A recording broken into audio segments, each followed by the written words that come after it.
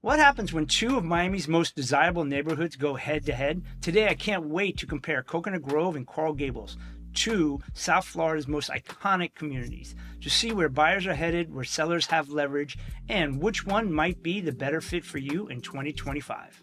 I'm Riley Smith, a trusted Miami real estate agent who actually grew up here in Coconut Grove. If you're thinking about buying, selling, or investing, this side-by-side breakdown is going to give you a huge edge. Let's jump in. So right now, when we look at pricing and inventory in Coconut Grove and Coral Gables, there's some things that stand out to me. First, if we look at Coconut Grove and pricing, right, the average home right now is running a little less than $1,000 a square foot. But if you jump into something more like new construction, you'd be looking more around the $1,500 a square foot. And for quite some time now, our inventory here in the Grove has been pretty steady, running somewhere between 75 to 85 houses on the market at any given time. So if we jump into Coral Gables, the one thing that stands out is it's almost 5 times larger than Coconut Grove. So of course, you're going to have a lot more options and a lot more inventory at this time.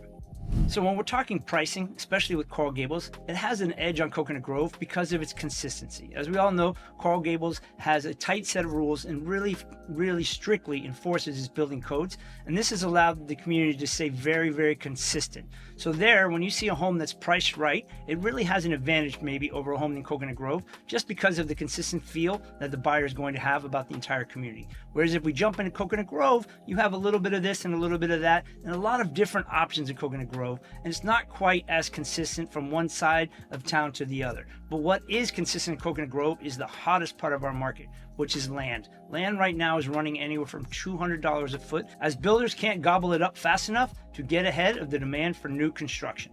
Now, let's get into buyer opportunities, strategy by zip code. Okay, so a few things for buyers to consider when they're looking at Coconut Grove and Coral Gables.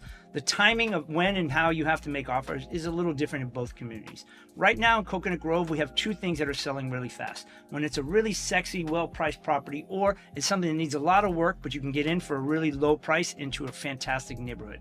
In both of those scenarios, you're going to have to be ready to go as a buyer and move perhaps a little faster than you might want to.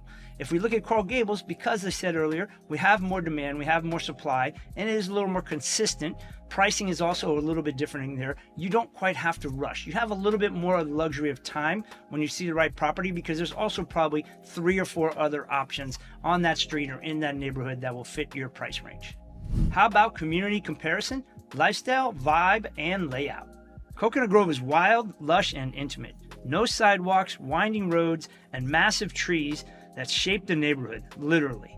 It feels like a secret tucked into the city, and most homes are walkable to the community's many attractions, parks, and marinas. Coral Gables is organized, elegant, and symmetrical. Sidewalks everywhere, strict preservation rules, and that classic Mediterranean charm.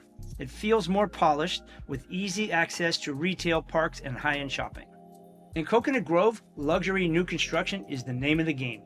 We're seeing buyers who are chasing these brand new homes, and if they can come on an even bigger lot, that's dynamite. What they're really looking for is new space that they still have the ability to customize, and if they can get a 20,000 square foot lot, that's gold.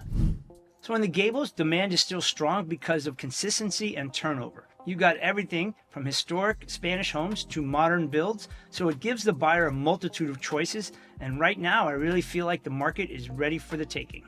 And because the community is so well preserved, homes sell with certainty. So who wins? That depends on you. I believe both have very good long-term investment value. It really comes down to personal lifestyle choices.